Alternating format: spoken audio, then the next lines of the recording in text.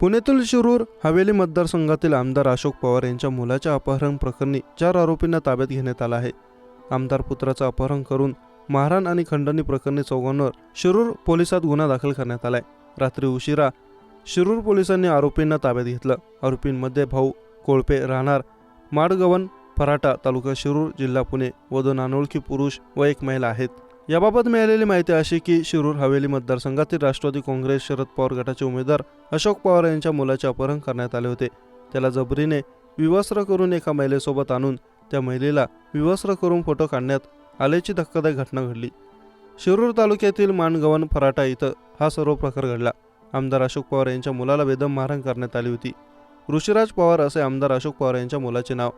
ऋषीराज पवार हा घोडगंगा साखर कारखान्याचा चेअरमन सुद्धा आहे. काही जण आपल्या पक्षात प्रवेश करणार आहेत असं सांगून आमदार अशोक पवार यांचा मुलगा ऋषीराजला भाऊ कोळपेसह इतर 2 अनोळखी लोक घेऊन गेले. दुचाकीवरून ऋषीराजला एका बंगल्यात नेलं. तिथे बेडरूममध्ये डांबून ठेवलं आणि मारहाण करण्यात आली. तसंच गळा आवळून त्याला कपडे काढायला लावले. तेव्हा एका अनोळखी महिलेला बोलवून तिलाही विवस्त्र करण्यात आलं. तिच्यासोबत अश्लील कृत्य करायला लावून त्याचा व्हिडिओ शूट केला आणि तो व्हायरल करण्याची धमकी देत 10 कोटींची खंडणी मागण्यात आली.